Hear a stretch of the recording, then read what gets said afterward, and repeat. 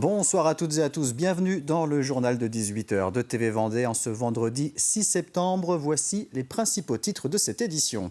Nous parlerons rénovation de logement. La tournée France Rénov fait étape à La Roche-sur-Yon pendant 2 jours. L'occasion d'en savoir plus sur les différentes aides proposées dans ce domaine. La 33e bourse aux oiseaux exotiques aura lieu tout au long du week-end aux Herbiers. L'occasion de découvrir plusieurs espèces d'oiseaux de cage et volières, mais aussi un concours national d'estrilles d'idées.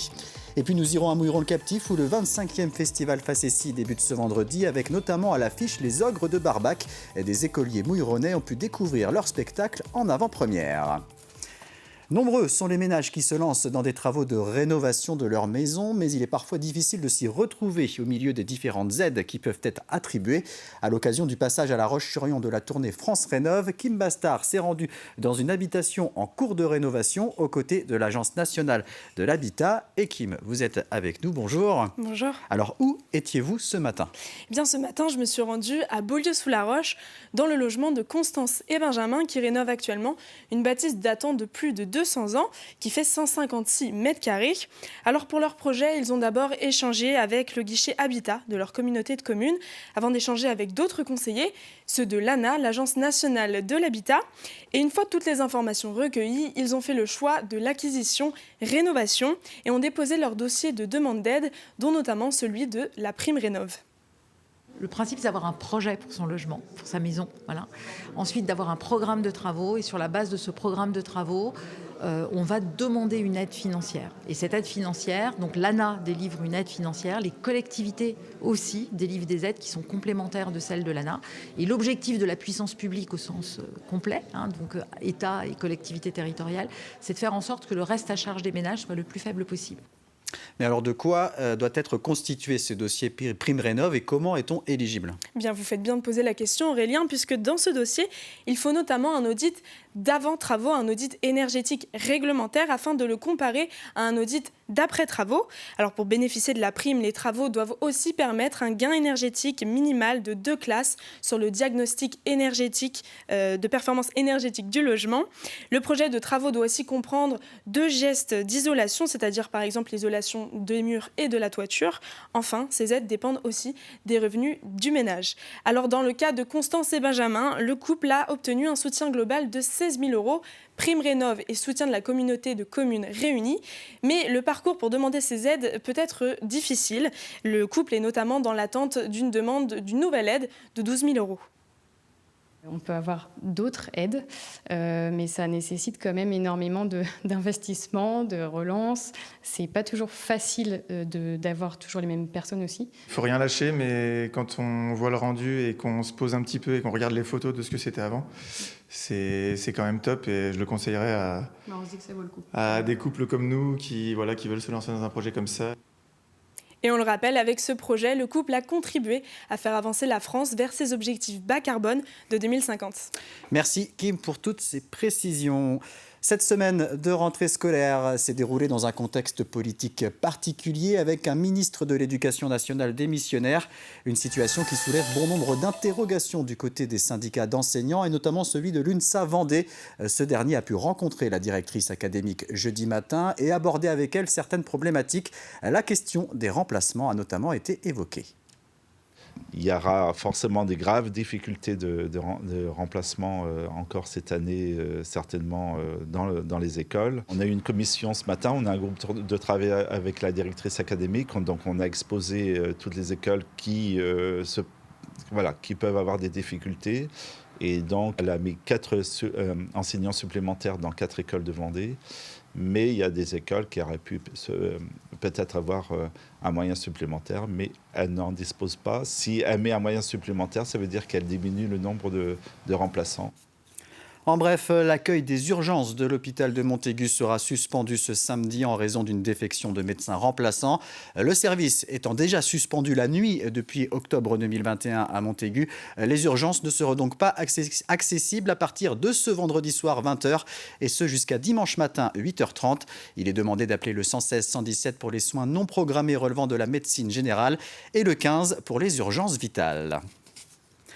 Près de 2000 oiseaux seront présentés samedi et dimanche au Parc des Expositions des Herbiers à l'occasion de la 33e bourse aux oiseaux exotiques. L'événement est organisé par le Canary Club Herbretais, une association créée en 1971 et qui œuvre pour la préservation d'espèces menacées. 200 éleveurs seront présents ce week-end. Au programme vente, conseils d'élevage, rencontres avec des passionnés, mais aussi un concours national des estrildidés.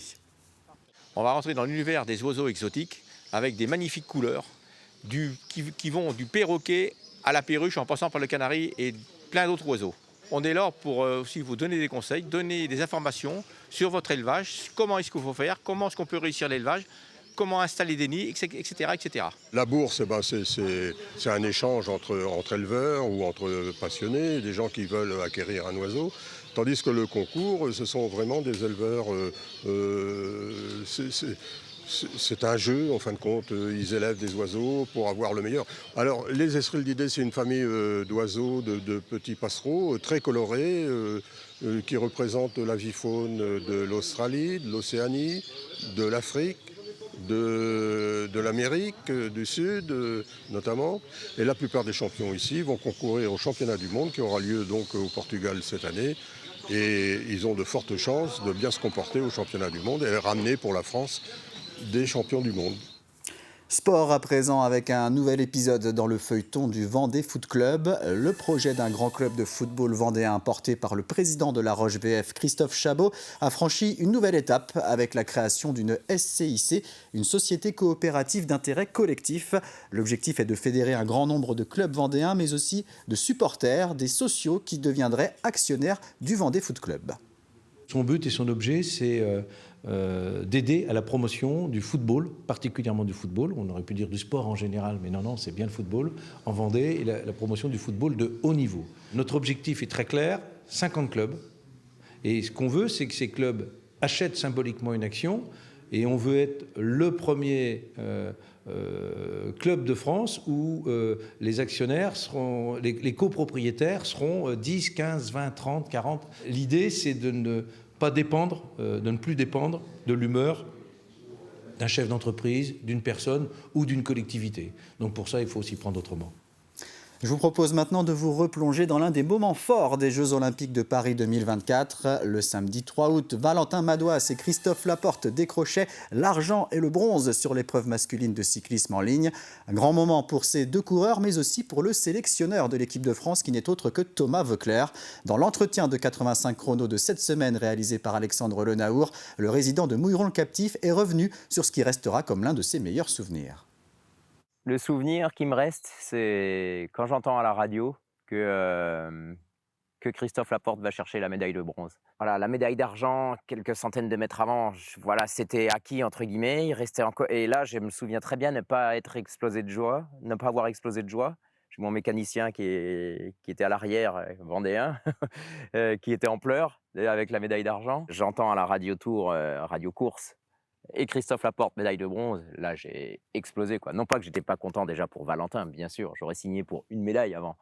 Mais je savais que j'étais tellement dans le truc que, voilà, on va chercher encore autre chose, quoi.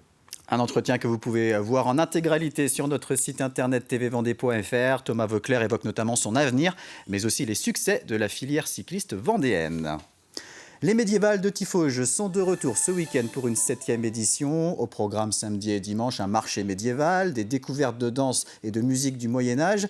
Mais on retrouvera aussi près de 500 artistes, artisans et reconstitueurs qui proposent une plongée en plein cœur de cette époque. L'association Roi Uther a mis en place une grande fresque historique autour d'un scénario intitulé 1373, la reconquête de Duguesclin. Plusieurs animations mettront en scène l'union commune autour de Duguesclin pour repousser les Anglais. On tient à changer régulièrement le récit, le scénario un petit peu, qu'on travaille avec les équipes de reconstitueurs, 500 reconstitueurs venus encore une fois de France et d'Europe, autour de la personnalité, du personnage de Bertrand du Guesclin. Cette année, on va mettre en évidence les préparatifs du siège et donc les machines de guerre de Tiffauges seront au premier plan de cette édition du 28 et du 29 septembre. Et donc là, l'objet, c'est de montrer des techniques de bataille, des techniques militaires, de l'artillerie, de l'archerie. En plus, on a, je sais plus, une cinquantaine d'animations à côté. Au mois d'octobre dernier, nous nous étions rendus sur le tournage du téléfilm Le Vent des Sables au Sable d'Olonne, un téléfilm policier avec Marie-Josée Croze et Tom Leb, et dont l'intrigue se déroule pendant le Vendée Globe. Eh bien, il sera diffusé ce samedi sur France 3 à partir de 21h10. 250 figurants locaux ont participé au tournage. Le festival Facessi débute ce vendredi soir à Mouilleron-le-Captif pour une 25e édition. Sur ces 3 jours, on retrouvera sur scène Louis Bertignac, Dynamite Shakers, Brokenback ou encore les Ogres de Barbac qui présentent un spectacle pour enfants intitulé Pitocha. Le groupe était déjà venu en mai dernier pour un échange privilégié avec des écoliers mouilleronnais. Ces derniers ont pu assister en avant-première à une représentation sous le chapiteau de la troupe au parc de Beaupuy. Alors Pitocha, c'est un petit garçon qui se promène à travers le monde et qui récolte un peu de musique de partout, des instruments de partout, des langues aussi de partout. Et voilà, et il prend tout ça dans son sac à dos et après il vient nous les présenter sur son petit vélo. Il y en a plein qui viennent au spectacle, qui n'ont jamais vu de spectacle. Donc là, ils arrivent sous un chapiteau avec des étoiles dans le ciel et plein d'instruments de musique partout. Et voilà, c'est aussi apprendre les codes d'un spectacle, comment ça se passe. Et voilà, ça se passe bien généralement. Et pour conclure cette édition, je vous propose de rester avec les Ogres de Barbac et leur spectacle Pitocha. Sachez qu'il reste encore quelques places disponibles pour la séance de 16h30 dimanche. Prochain rendez-vous avec l'information sur TV Vendée ce samedi dès 8h30 avec l'Hebdo. Lundi à partir de 7h, vous retrouverez Simon Philippot aux manettes de la matinale. Très bonne soirée et excellent week-end sur TV Vendée.